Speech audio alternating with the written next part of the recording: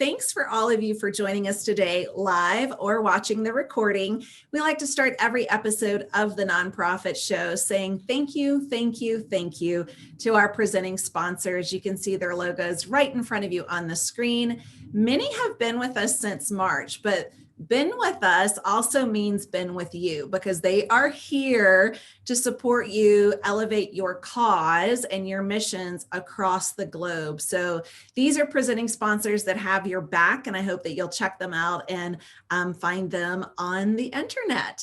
And of course, Julia has your back too. Julia Patrick is the CEO of the American Nonprofit Academy, and I'm Jarrett Ransom, CEO of the Raven Group, also known as the Nonprofit Nerd. And today I am so thrilled to have back, by popular demand, because we thoroughly enjoyed your previous presence on our show, Miko Marquette Whitlock, joins me, founder and CEO of Mindful Techy. Welcome back. Well, thank you for having me. I'm excited to be back, and I enjoyed our last conversation. I'm happy that we get to pick up on it. Yes. You know, if there's been anything that has been kind of the watchword of this last, 16 months, it's tech.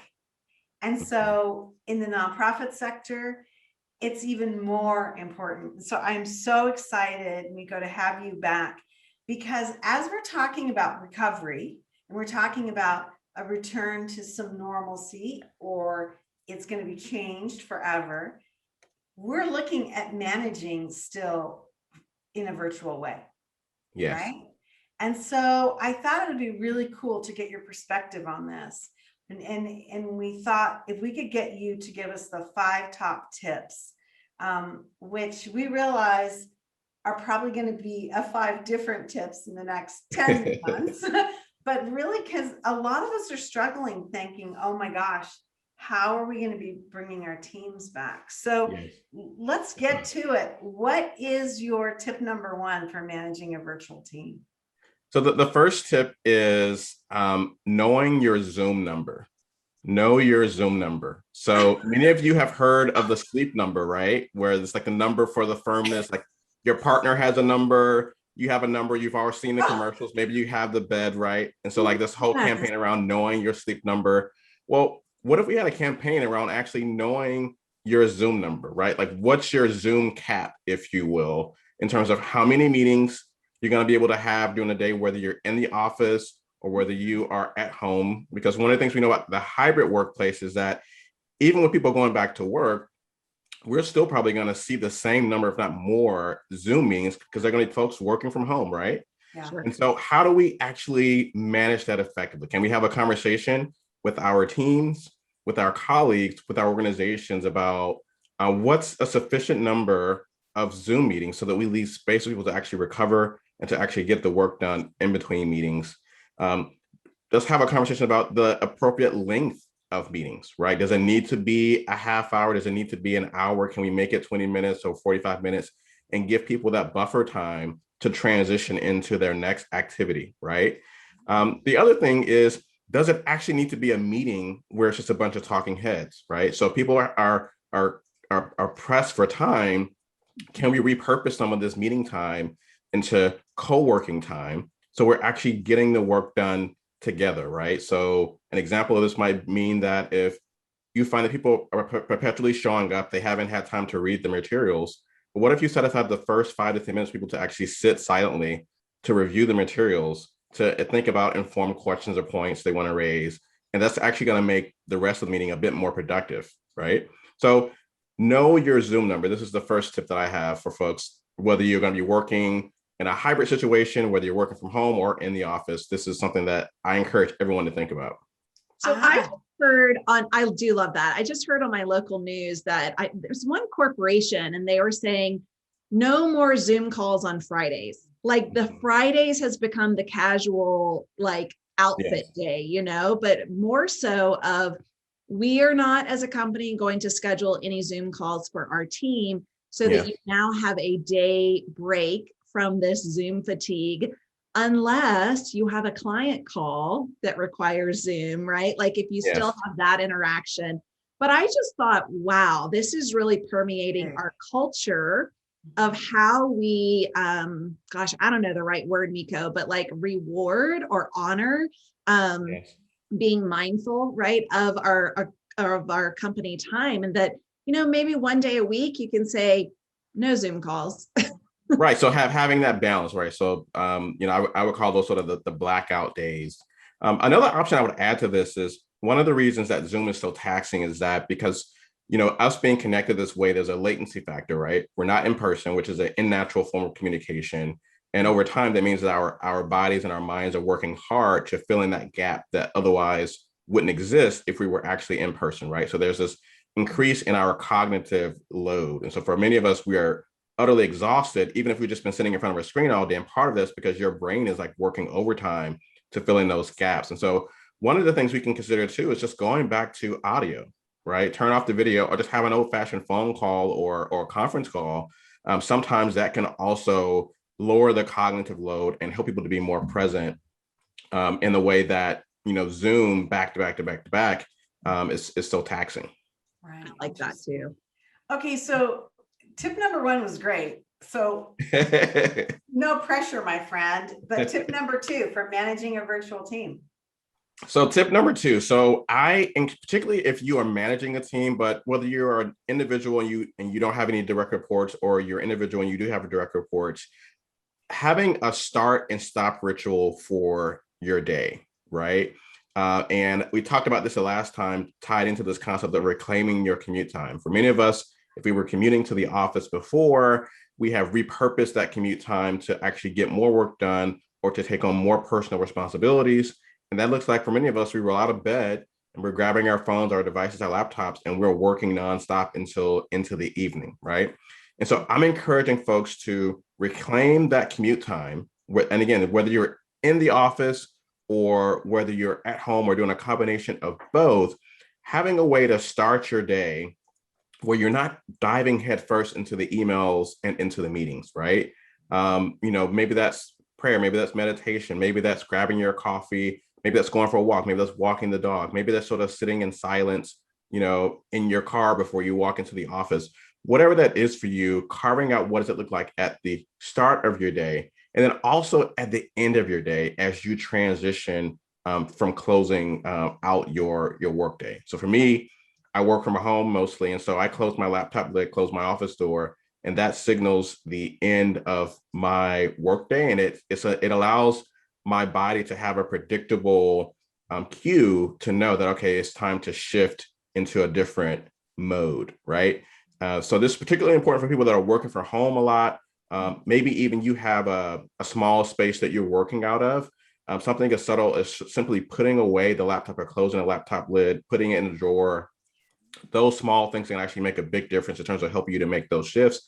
And also just giving you some breathing time. Like we're not robots, right? So we have to be able to allow ourselves an opportunity to recover and to have that buffer time to shift between different contexts and different roles. I have a girlfriend, and she was telling me that her husband twice a week gets in his car, picks up coffee, takes a route, some random route for like 15, 20 minutes, and then comes back home, right? Like that is become his cadence and the way that he starts 2 of his 5 days a week for work, that it really gives him that peaceful drive, commute time, right? Maybe he's listening to a podcast and she's like, and it's just as equally great for me that he's doing that. Yes, it's actually been written about lately. It's called the fake commute. So the fake commute, right? So you go for that walk, or you walk to take the bus, or in this case, you take the drive to go get your coffee, and then you come back and you start your day, and then you have something else at the end of the day that replicates that as well. So absolutely. So did you say you wrote about this? Can we find this article somewhere? I did not write about this. One of my colleagues, Beth Cantor, if you go to bethcantor.org, has written about this. Yeah. Great. Yeah, I know that name. I will definitely be looking for that. Yeah. I think this would be great in terms of managing your team as well.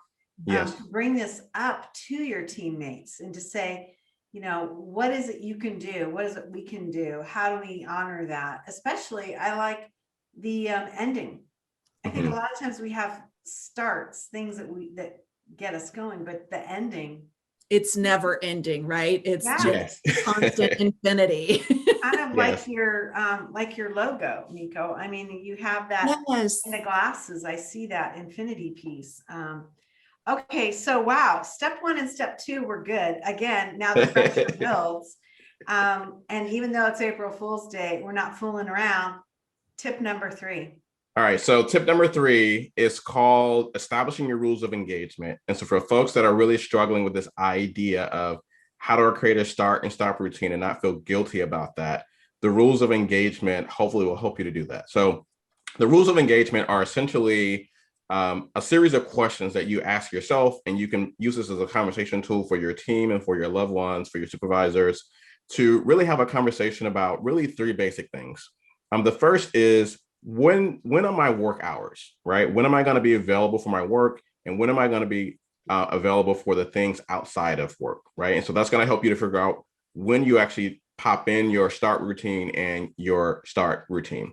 The other is, what are the tools or what are the communication channels that you're going to use to communicate when something is urgent versus non-urgent, right?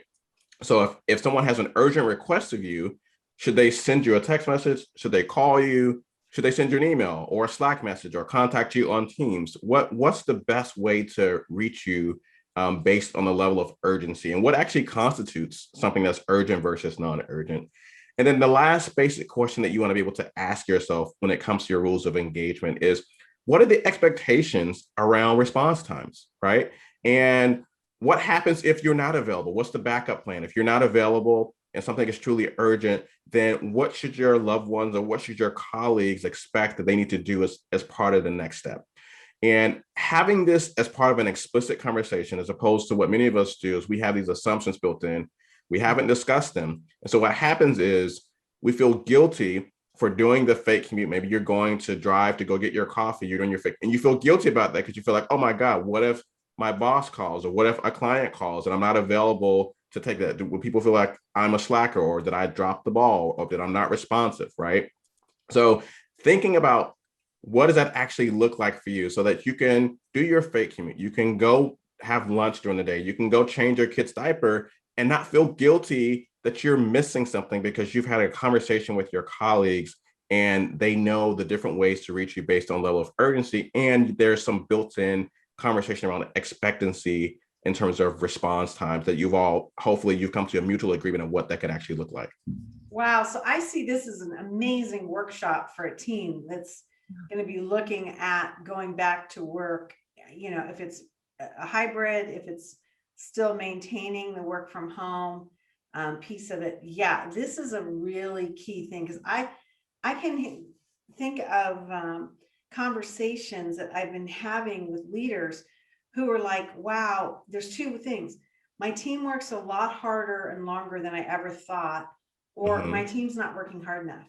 And I think it's the older folks that are like, I'm used to getting up out of my chair, walking down the hall and looking them in the eye, versus understanding that these are the same workers that the minute they wake up, they're checking their email, they're looking at texts throughout the day, even well after the office hours. Yes. And so having these rules of engagement allows the organization, and for, if you're managing a team, it allows the manager to say, hey, I honor you as a human being. I know you're not a robot. I know you have family responsibilities or other things that are happening, but let's have a conversation about reasonable expectations, and recognizing too that this isn't something that has to be sort of one size fits all or very rigid. Often, particularly in the nonprofit space, the work ebbs and flows with the season, right? You're going to have some seasons that are busier than others. And so that might change. Some teams, even within the same organization, some teams are client facing, some are focused internally just on infrastructure. And so the rules of engagement might look a bit differently depending on your role in the organization and depending on the season. And that's okay. Just see this as an opportunity to have an ongoing conversation about what this could look like for you and for your team. Miko, I have a question when it comes to transparency, right? So this is in particular, let's say an employee-employer relationship, and maybe there's a personal meeting that you need to take, or, is there a way during this rules of engagement conversation to bring up, this topic of, hey, look, I don't want to tell you where I'm going to be all the time. I would like to just put a block of like private time or, personal meeting, and it could be anything, right? It could be going to the hairdresser or having a therapy appointment or taking your child to the doctor. Like for me, I don't care what that personal private meeting is, but how might we relay that need to our employer? I think I would start by getting clear about expectations in terms of what needs to be done and what are the outcomes and what are the deadlines, and just focus on that, right? So, and I think as long as you're focused on delivering on those things and you have along with that, you have clear understanding about the rules of engagement, I'm not sure it makes sense to bring it up, and you can, and I liked, when it comes to saying yes and no, one of the phrases I get people is to say like, no, I'm not able to do that. I have another commitment. Could we do X, Y, and Z, right? Your commitment might be nap time, right? But you don't need to tell the other person that. I love my nap time. Yeah, you have another commitment, and generally, if you say you have another commitment, that sounds like serious enough, like someone's not going to probe, generally speaking. And but just say, hey, like I have another commitment at that time. I would love to help you with X, Y, and Z. How about we do blah blah blah? You're proposing an alternative, right? And so you don't have to get into the conversation about, well, I'm going to walk my dog, or I'm going to the hairdresser, or I'm going to pick up, grandma from the airport. Like you don't have to get into all of that. Yes, I like that. Just keep it, I have another commitment at that time, but I can do this, and this. What works best? But this works. In order for this to work, you have to be performing. You have to be meeting you have to be delivering on the deliverables. You have to be meeting the deadlines. You have to be responsive according to the rules of engagement that you have agreed upon. Now, if you're not doing that, then the probing questions might be, okay, so like, what are you doing? Like you're not meeting the benchmarks, so what are you doing? Are you spending too much time at the hairdresser? Like, are you spending too much time walking the dog? Let's have a conversation. Right. Is grandma visiting too often that you're picking her up from the airport? Exactly. No, that's a valid point. Yes. So this really needs to be, you're producing and you're really elevating. So of these 5 top tips, we're at number 4. And what do you have for us on number 4? So number 4 is about setting intention. So I'm the mindful techie. I'm all about being really intentional. It's all about setting intentions. And I'll describe it this way. When you're setting an intention is essentially your view of what a successful outcome might be for your day or for your week. And so I think it's really important as we start our days and our weeks that we are setting clear intentions, because those then guide our priorities or our to-do list. Many of us have mile-long to-do lists of things. Many of those things aren't necessarily relevant to actually getting us to outcomes, right? Getting us to actually meeting some of those benchmarks that we just talked about, right? Mm-hmm. So setting clear intentions allows us to slow down and to actually be able to do that. And one of the analogies that I give here is about something that I learned about how first responders are trained to respond to an incident. So when they arrive on a scene, for example, for a car accident, they're taught to walk and not to run. So first responders are taught to walk and not to run. So why is this, right? Well, one of the obvious reasons is that if you are running at the scene of an accident, that you're likely to maybe fall and trip and hurt yourself, and you're not able to serve the person that you've actually been called to help, right? Mm-hmm. But one of the other reasons is that when we're rushing and running in this example, we actually, our cortisol levels spike, our adrenaline levels spike, and we miss things. So if you're responding to a car accident and you're running as a first responder, you might notice the person in front of you that's injured, but you might miss the fact that there are 2 other people on the other side of the car that also need your help as well. You might miss the fact that there's glass in the road and you trip over and you cut yourself. And again, you're not able to help the person to your best of your ability. And so many times we rush into our days, we rush into our weeks. So I'm inviting people to take time to walk and to not run. And one of the ways that you can do that is by taking an opportunity to pause and just asking yourself, as you start your day, as you start your week, what is the highest outcome that I want to achieve? What's my vision for success for today or for this week? And once you've done that, look at your to-do list. Look at your calendar and ask yourself, does your to-do list actually reflect that highest intention that you set for yourself? Okay. I know. I had never heard that before. I've never heard that. I'm not a first responder, but I have never heard that. And that, is so mind blowing. Right, Julia? Like, have you heard that before? No, I haven't, but I've witnessed it. Yeah. But I think think about it. When have you ever seen a first responder or a paramedic running? Like darting across? Never. No, but I'm always thinking, why aren't they going faster? Yeah, totally. I think the message here for me is looking, before we go to tip number 5, is that intention for the week.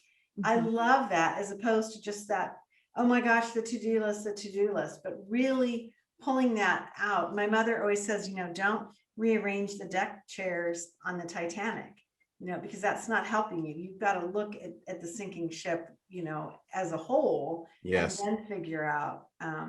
Okay, wow. So you need to walk the Titanic first. Yeah, don't run.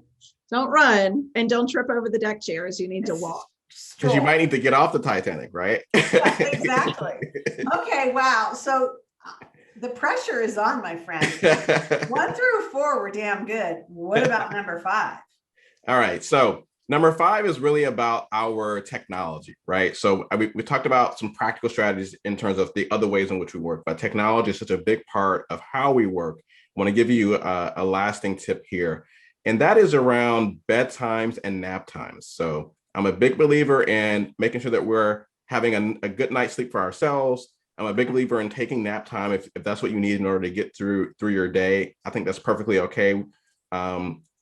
But what about nap time and bedtime for our devices, right?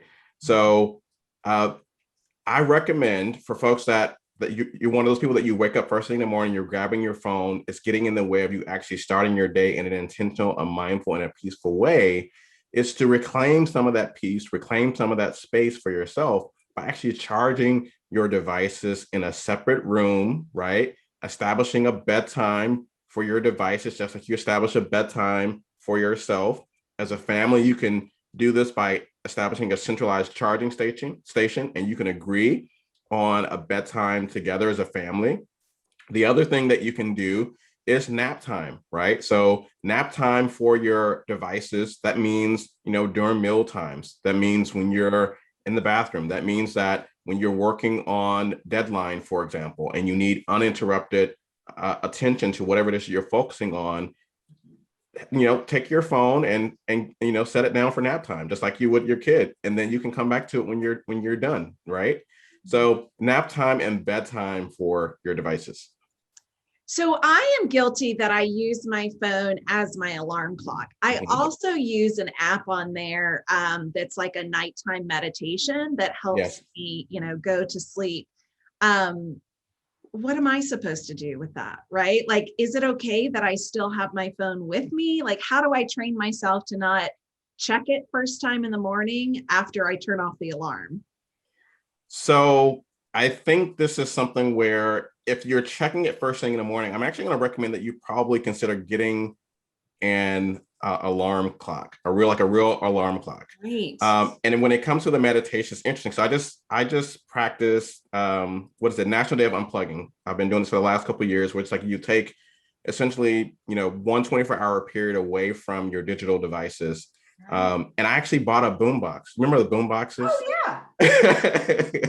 So I actually bought a boombox so I wouldn't have to use my phone or my tablet. So maybe you need to buy a boombox or some other analog device if you're using that for your meditation, right? Get you a CD or MP3 player. I'm gonna get a cassette tape. A cassette tape, yes. I love that though, because I think so many of us have become reliant on technology, so much so that, and they do relate this to an addiction, that we continue to lean on it again, like I do. It's an alarm for me in the morning. It helps me go to sleep at night. But when I wake up, it's also the first thing I check. Yeah. So if that's the thing, and it's if that is the thing, again, I'm get your real alarm clock, get your boom box or some other device to help you with the sleep meditation, and see if that helps with the attachment issue that you have with your device, especially first thing in the morning. Okay, Amazon smile. I hope you have something for me there. Oh my God, I love it. Wow, Miko, you've been great. And I think that this wisdom that you've shared is really powerful because, again, our nonprofits are looking excitedly at recovery, how we manage our teams, how we manage ourselves. And it starts with us as leaders, and then we have to be able to communicate that to our teams and to, create some new pathways for success, because this is a new time, and the work certainly hasn't gone away, but it has certainly changed on how we do things. Here's the Mindful Techie's information. It's got some great things on your website. And I love your use of video on your website along with your narratives. They're great, Miko. You've done a fabulous job. So And the quiz, I took the quiz after your last episode with us. So yes, check out mindfultechy.com. It's fantastic. it Yes, really is. if you want the quiz really quickly, so if you go to mindfultechy.com/free, mindfultechy.com/free, you can get the workbook that they were talking about, and you can get the quiz, the work-life balance, and the digital wellness quiz to help you really get a sense of where you are and what you can do depending on your level of attachment to your devices. I am not digitally well. Well, I am not. That is a practice that I really want to be better at. Well, when you say, digital attachment, that kind of says it all. Hey, I'm Julia Patrick. I've been joined by Jarrett Ransom, the nonprofit nerd herself. Another great episode of the Nonprofit Show. We want to remind you that the book club is launched. I'm on the American Nonprofit Academy website. It's really fun. It's a lot of different books and information that nonprofit leaders at all levels can use, and we continue to curate this because we really believe that this type of information is just so valuable to us all. Again, we want to thank our sponsors. Without you, we would not be here talking with the Mindful Techie today and trying to refocus how we are doing things for the better. So Miko, it has really been a pleasure to have you join us, and our sponsors. Without, again, this commitment that they've made, we wouldn't be having these enlightened articles or engagements. Hey, everybody, thank you for joining us today. It's been another great episode, don't you think, Jarrett? Absolutely. And Miko, I have a feeling you might have a book, or you might be working on one. Are you an author? I have it. I have a daily planner called the Intention Planner. So you can get it at the website. And I'm working on my first long form book. Although some people consider the planner a book, but so however it is, I'm working on the next book. How about that? You let us know, and we will add it to the book club. Would love to do that. Awesome. Absolutely. Well, everyone, as we like to end each one of our episodes, we want to remind everyone to stay well so you can do well. See you back here tomorrow, everyone. Thanks so much.